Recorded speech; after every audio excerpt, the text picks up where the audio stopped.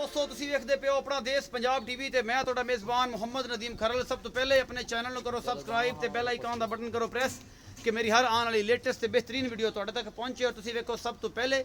ਦੋਸਤਾਂ ਦੀ ਖਿਦਮਤ 'ਚ ਹਮੇਸ਼ਾ ਖੂਬਸੂਰਤ ਤੇ ਬਿਹਤਰੀਨ ਜਾਨਵਰ ਲੈ ਕੇ ਆਉਂਦਾ।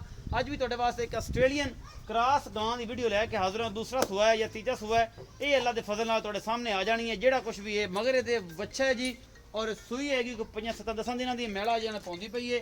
ये सारा कुछ मेरी कैमरे की नज़र है। माशाल्लाह कद काट गांव बड़ा है। ये जोड़ा कुछ भी है थोड़े सामने आ जाना जी। सिर्फ घोनी है, शाह काला लाखा रंग है और माशाल्लाह बड़ी आला क्वालिटी जनाब ये गां है। दुध कितना करती पई है ये असीं मालक नूं पुछना कि 12 किलो कर दी है, 13 किलो कर दी है, 20 किलो कर रही है। ये जिन्ना भी करती पई है जनाब सारा कुछ सामने आ जाएगा। हुणे ये चुआई करा लेनी। शाम का टाइम है, 4:30 तो 5 बजे का टाइम है और इस गां का कद कद वेख लेना है।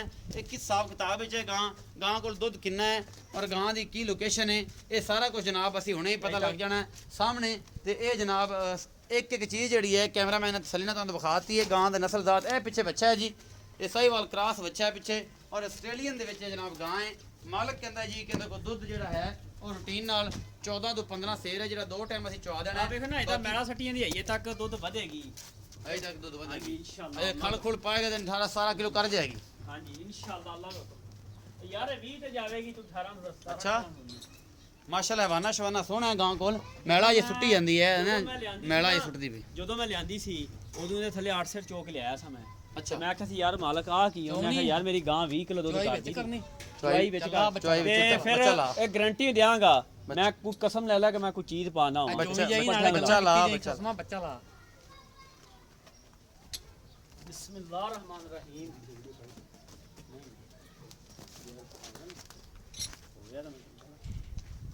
लो जी ਇਹ ਬਸਾਈ ਇੱਥੇ ਦੱਸੀ ਜਾਓ ਮੁਹੱਬਤ ਪਿਆਰ ਨਾਲ ਕਿੰਨਾ ਸੂਆ ਹੈ ਭਾਜੀ ਇਹਦਾ ਕੈਮਰੇ 'ਚ ਵੇਖ ਕੇ।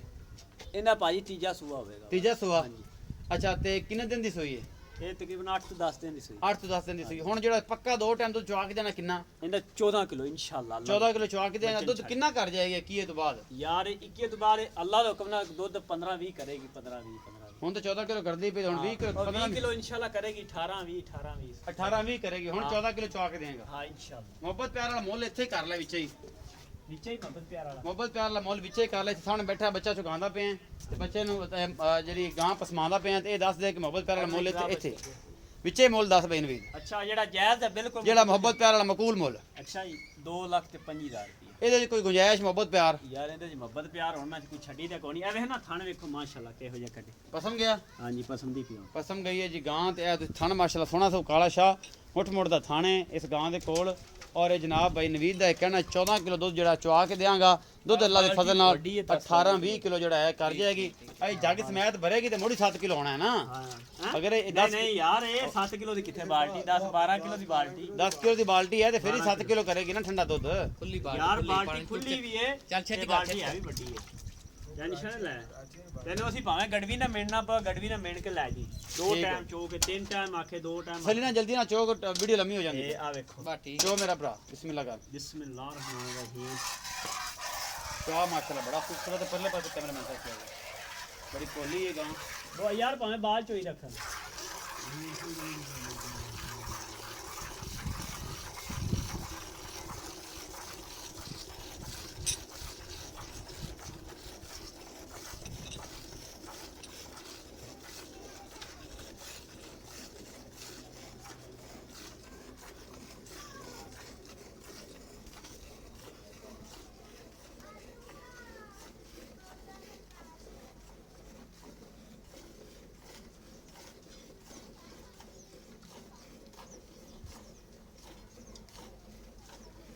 ਜਿਵੇਂ ਜਿਵੇਂ ਆਣੀ ਪਈ ਨਾ ਇਦਾਂ ਦਾ ਪੱਠਿਆਂ 'ਚ ਜਿਵੇਂ ਕੋਈ ਖਾਲ ਵੰਡਾ ਪਿਆ ਉਵੇਂ ਦਾ ਦੁੱਧ ਵੱਧੀ ਜਾਣੀ ਅੱਲਾ ਤੋਂ।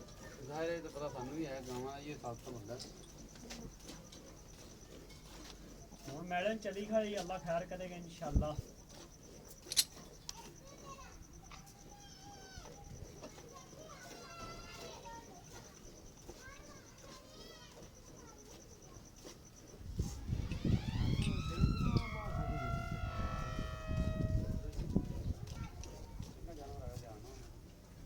ठीक है भाई। हेलो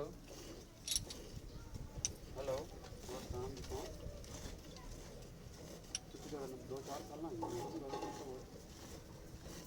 भाई ठीक है उस्ताद जी।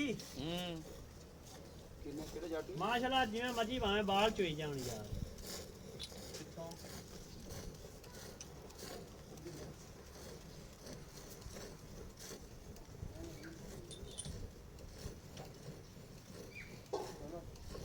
ਆ ਬਸ ਮੈਂ ਤੇ ਕੋਈ ਸਟਾਪ ਤੇ ਖੜਾ ਹਾਂ ਦੁਕਾਨ ਤੇ ਚਲੋ ਹੁਣ ਦੱਸ ਦਿਓ